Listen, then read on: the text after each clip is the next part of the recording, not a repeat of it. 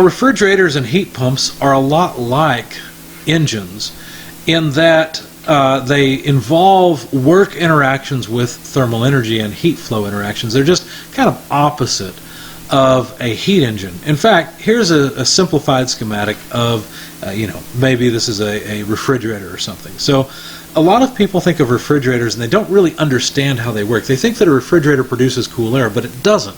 What it really does is pump thermal energy from a low temperature region, like inside of the ice cream, to a high temperature region, which is relatively high, the kitchen air, for example. So let's consider this. Let's follow this cycle around at least one loop to understand how this works. So if we take refrigerant and run it into a compressor, maybe it's already fairly cool, it's below the freezing point of water at -20 degrees Celsius, 120 kilopascals. We put it into a compressor and put work into it and compress it. What will happen is, of course, the pressure of the refrigerant will rise, but so will the temperature. It's kind of like you're concentrating the thermal energy that's in the refrigerant, plus you're putting work into it, so that the refrigerant has to take on more energy than it had initially. Now, some of this increase in temperature is from adding work into it, in other words, a form of energy, but some of it is just due to compressing the thermal energy into a smaller space, basically concentrating the thermal energy. So now we've got a high temperature, high pressure refrigerant, and 60 degrees Celsius, well, that's warmer than your kitchen air. Your kitchen air, if it's comfortable, is probably 20, maybe 24 degrees Celsius, something like that. So you can certainly cool down this refrigerant through a heat exchanger, and all refrigerators have them. So there's a heat exchanger outside of the refrigerator that takes this hot, high-pressure refrigerant and cools it down using the air in your kitchen. Okay, you probably have noticed this if you've ever stood in front of your refrigerator with bare feet. Probably it exhausts the heat either up over the top of the refrigerator or down underneath through the floor, and the local area around the refrigerator is a little bit warmer, and that might surprise you because you think that refrigerators just produce cold air, and in fact they don't. So anyway, we've got this hot, high temperature refrigerant, 800 kilopascals, 60 degrees Celsius. If we run it through a heat exchanger and let some of that heat flow into kitchen air, then maybe the temperature goes down to 30 degrees Celsius on the left-hand side. Still at high pressure, but it's at 30 degrees Celsius. Now, understand that it's been in the gas phase so far all along. But once it goes through the condenser is called a condenser because it takes this gas, it doesn't allow the gas to go on, it actually condenses it out. It cools it so much that it has to condense into a high pressure, relatively low temperature saturated liquid. So we got this saturated liquid refrigerant coming into the expansion valve. And the expansion valve just simply allows the pressure to drop. As the pressure drops, what happens is some of that high temperature, medium temperature, high pressure refrigerant boils off, and in that process, the boiling process requires energy, and so the bulk fluid, both the liquid and the vapor that remains, drops to a low temperature, let's say -25 degrees, and of course we're just dumping the pressure, so the pressure goes down to our low pressure side of, let's say, 120 kilopascals. This is where we're producing the coldness that the refrigerator uses. This is where the refrigerant goes down to a nice low temperature that can keep your ice cream from melting or your meat from becoming rancid. So anyway, this low temperature, low pressure refrigerant then goes through what's called an evaporator. Now, some of it has already evaporated, but there's still a significant portion of liquid going into the evaporator, and typically there are devices at the end of the evaporator that prevent any liquid from continuing on. Only vapor can continue on. So now we've got this nice low temperature liquid refrigerant that can be boiled off by thermal energy from, well, even ice in your refrigerator. So the ice gives up some energy to boil off literally some refrigerant that has obviously a low boiling point, and transfer heat to that refrigerant, and then that refrigerant can go on, be compressed, and continue the cycle. So really what this thing is doing is pumping heat from a low temperature space to a high temperature space. It's a very different thing than what most people imagine it as. We can of course make this as a schematic where we have a refrigerator that has work coming in and is pumping thermal energy QL from a cold refrigerated space up to a warm environment like our kitchen, where the of course, we're not really heating the air in the kitchen all that much, so the kitchen air acts as a thermal energy reservoir, and we're not really changing the temperature of the stuff inside the refrigerator because, of course, some heat leaks back into the refrigerator. That's the whole point in having the refrigerator in the first place. It's kind of like a boat with a leak in it. You just keep bailing, right? But you're not sinking, but you're certainly not. You can't stop, right? That's what your refrigerator is. It's a leaky boat that leaks heat in. Now, understand that with a refrigerator, your goal is to keep food cold. Another way of saying that is that your goal is to pump thermal energy out of the refrigerated space. So our desired output is QL, the required input is the work. Now I have a heat pump in my home, and this heat pump, what it does during the wintertime, like even right now it's running, it's relatively cold today, what it's doing is when it kicks on, it'll take thermal energy from the outdoors and move it inside. So the warm space is inside my house, the cold space is outside. And essentially what it's doing, my house is leaking heat that has to be replaced, and so the heat pump is bailing me out, right? It's pulling thermal energy from cold outside air into the inside of my home. Another way to look at this is I'm refrigerating the outdoors, okay? So you could say I'm stealing thermal energy from my neighbors because it's no longer available to them. Doesn't really matter, right? Because the atmosphere around serves as a thermal energy reservoir, and even though I could go outside and feel the air, being blown across the heat exchanger in my heat pump, my outdoor unit, and it would be colder than the surrounding air. It doesn't matter. It mixes with the surrounding air and very quickly gains heat from the surroundings, right? So it's not like I'm causing a mini ice age or something by heating my home. Let's see. Now, the goal, though, in a heat pump is very different. I didn't buy my heat pump to make it nice and cool outside, right? I didn't buy it to air condition the outdoors. I bought my heat pump to move thermal energy into the house. So my goal, my desired output, or a better way to say it is my desired result, is QH. I want to pump in thermal energy to the home so that I can stay nice and warm, see? So the desired output, or in other words, the desired result, is QH. So my metric of performance will depend on what my goal is, even though the device is essentially the same. Regardless of whether it's a refrigerator or a heat pump or an air conditioner, it works this way. It's just what are the two thermal energy reservoirs is the only question. Now notice that this involves the operation of a working fluid. So refrigerators and heat pumps have several features as well. They receive heat from low temperature sources. They use work to increase the quality, or in other words the temperature of the working fluid. They reject the high quality heat to a high temperature sink, and they operate on a cycle. And one thing I should have in here as well is that they usually involve the operation, or they usually include a working fluid. I just didn't include that in my list. I should have.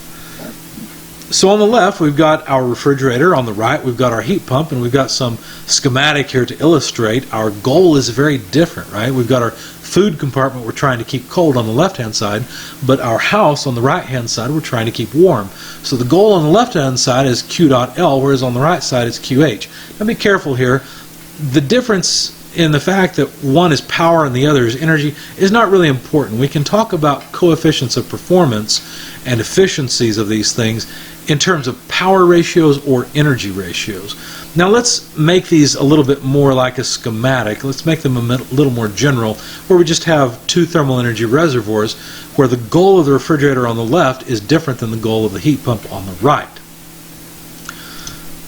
Now if we consider our goal for a refrigerator or an air conditioner, we have to write desired output, which is QL, over required input, which is the net work in. So it's the coefficient of performance of a refrigerator is QL over net work. And as I said, we can write this in a power form, that's the first bit of the equation, I'm sorry, an energy form, which is the first bit, or a power form, which is the second bit, with just dots above the Q and the W.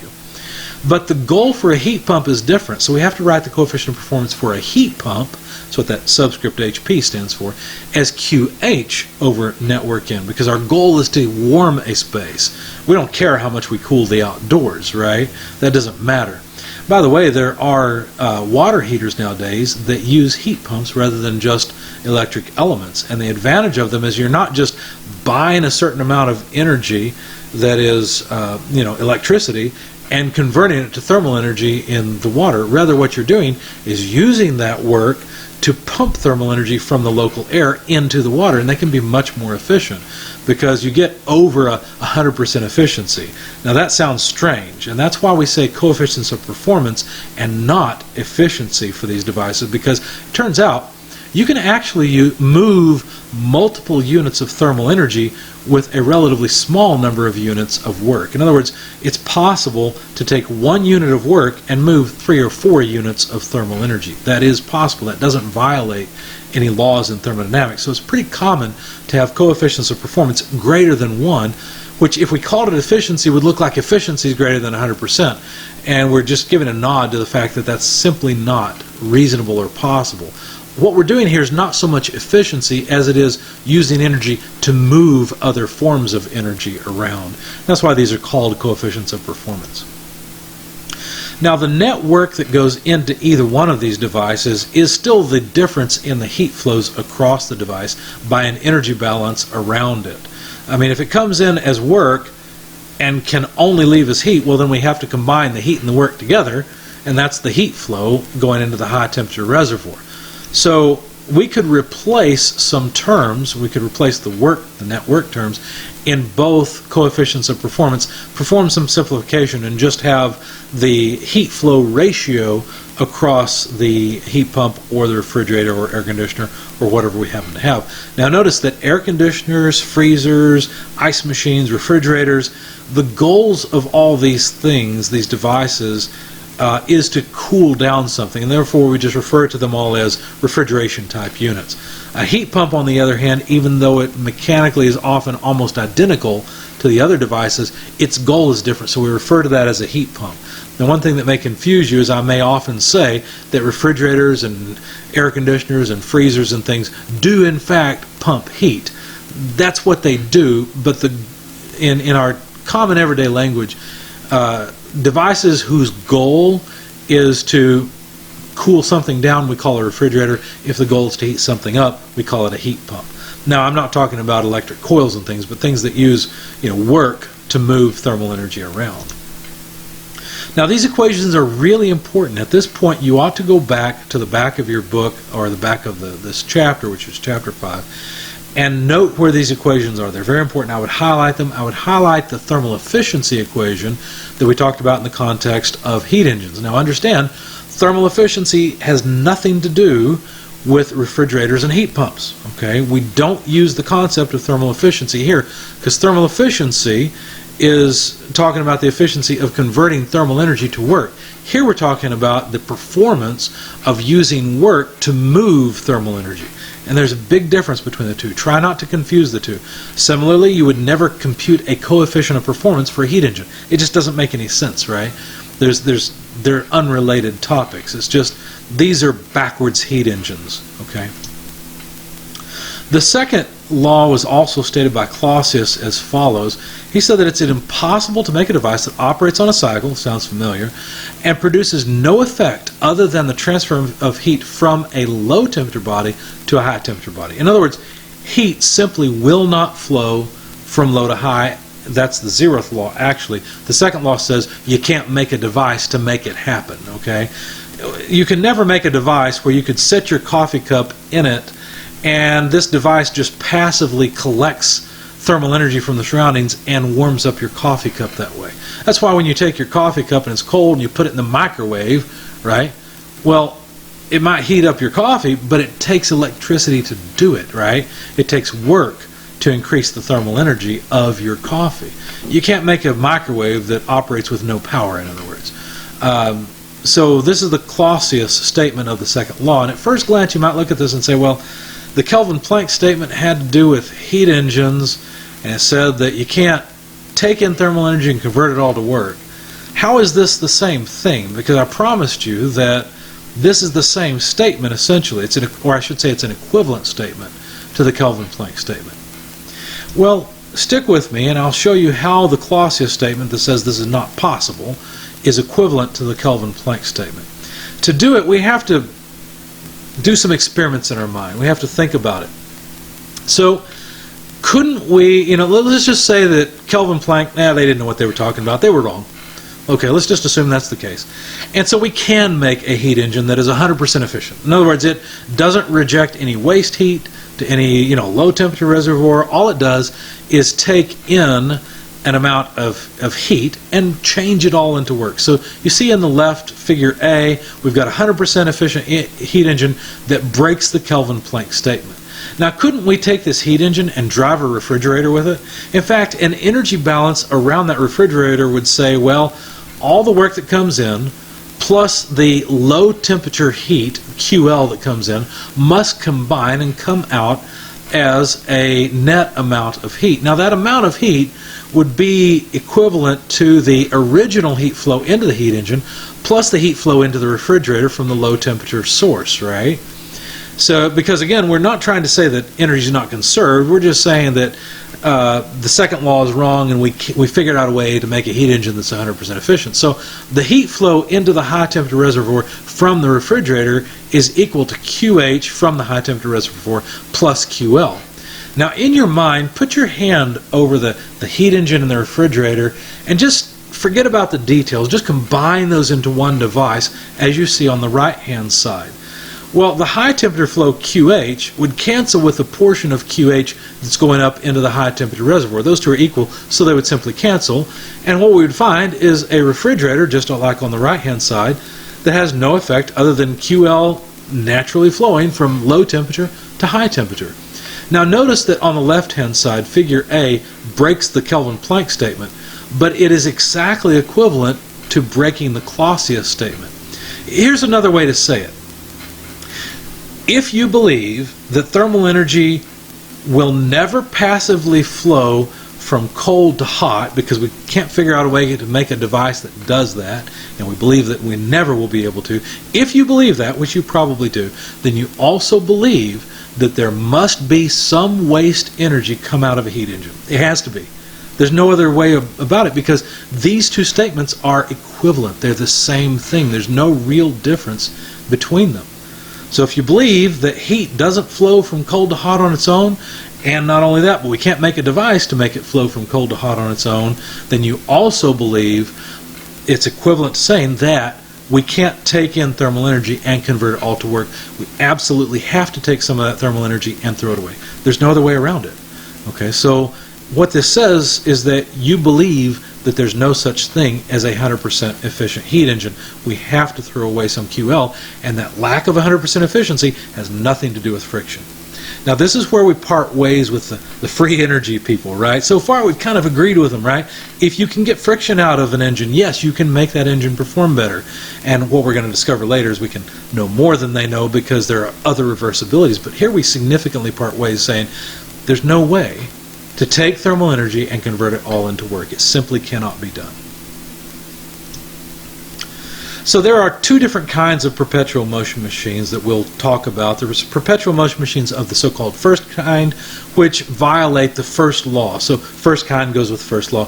Here we have an idea, right? We've got this boiler system down at the power plant, and the coal's costing us a whole lot of money, or maybe the natural gas is costing us a lot of money, but this turbine over here can certainly generate a whole lot of power.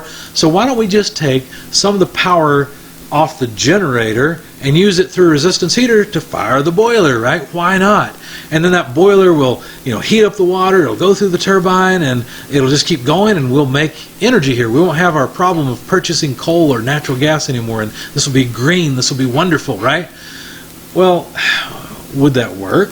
It's important to be critical about these things and find things that actually work and don't break laws of thermodynamics or physics in general. So let's consider a system boundary around this whole thing and see if it breaks any laws. What's it doing? Well, let's see. We no longer have heat coming in because we eliminated the coal or the natural gas or whatever it is. We still have waste heat. We're not trying to say that Kelvin-Plank and Clausius were wrong. We still have to throw away waste heat because this is a heat engine. But notice what's happening. We're producing heat that we throw away to a low temperature sink, and we're producing power in the form of work. Well, that means if we draw a system boundary, we're just producing work and heat from nothing, right? In other words, there's no energy source. We're making energy from nothing if we're assuming that this can operate on a cycle, ad nauseum. It can just keep going. well, then we're making energy from nothing. And that breaks the first law, because the first law says energy has to be conserved. So this won't work, right? This will never work because energy is conserved. And therefore, if we think that it could, we're believing in a perpetual motion machine of the so-called first kind. A perpetual motion machine of the second kind we've actually already seen, where we tried to eliminate the condenser. We said, we don't want to throw away this waste thermal energy. We have to pay for thermal energy, and so it's valuable. Why would we throw any of it away? Let's eliminate the condenser. Well, this breaks the Kelvin-Plank statement of the second law, and therefore breaks the second law, right? This is a perpetual motion machine of the second kind because we have only heat coming in and work flowing out, and no waste heat streams. So again, we're significantly parting ways with the free energy people. Now, I think it's instructive and interesting to look up free energy devices. Sometimes they break the first or the second or even both laws. A lot of times you'll notice they're associated with conspiracy theories. So do look into this. It's kind of interesting, some of the rabbit trails you can go down, and how people believe that big oil and big coal has it out for everybody. I don't really think so. I think that big oil simply wants to sell oil, and they don't necessarily want to sell a lot. I mean, if you could power your life on a quart of oil, I think big oil would have absolutely no problem with that, because that means they don't have to extract near as much oil from the ground, right? Of course, right now it would, we'd have an energy glut from oil. We'd have way too much production capacity. But once the economy got to steady state, we simply wouldn't need much oil, right? And you could power your life, all that. They'd still be happy to sell you that pint of oil for $1,000, right? No problem. So I don't think that the big oil is trying to push oil onto us. That's silly. Okay, there's a lot of conspiracy theories, and by and large, they're pushed forward by people who simply have no knowledge of thermodynamics. I wouldn't even say that my knowledge is passable for some of the things that are out there that need to be considered. I have no problem with green energy and trying to increase efficiency. I think that's great. The way I look at it, we're on a little blue spaceship called Earth. It's the only one we've got. We probably ought to take care of it. I like breathing. You probably do too. And so it's a good idea to take good care of it. But a lot of times some of these free energy devices are either well-intentioned endeavors where they're trying to save the planet, and that's great, but a lot of times they're money scams. People know that these things don't work, and they hide energy containing devices such as batteries or fuels or whatever, and try to get people to invest in their idea. They're going to play into people's fears of big oil and all these things.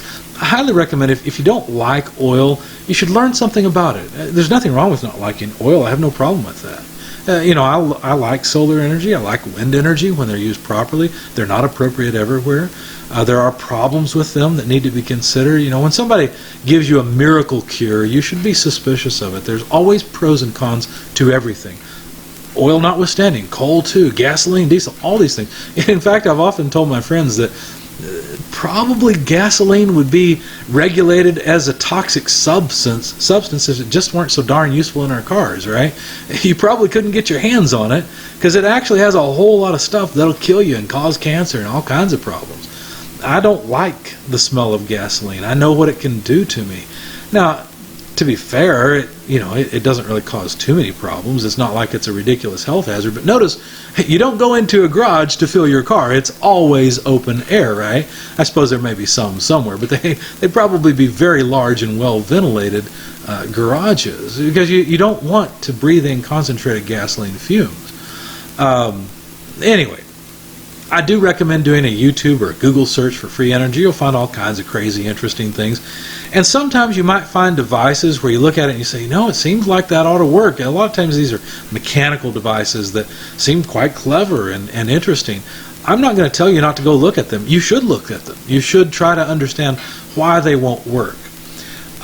There's also a good page in your book you should read. It's page 200. And begin at the third paragraph and go through the next section. I think you'll learn a lot. There's a good statement on all of this. If you are a person that believes in free energy and you think if we can just get the magnets right, try it if you want. I know enough about thermodynamics and believe enough in what it teaches, which it's all consistent and makes sense and has good predictive power. I believe in it well enough that I don't want to waste my life pursuing these things. That doesn't mean I can't be effective. I can still increase efficiency, but now I know what efficiency really is, right? It's desired output over required input. If you want to see who knows more, go ask some free energy people.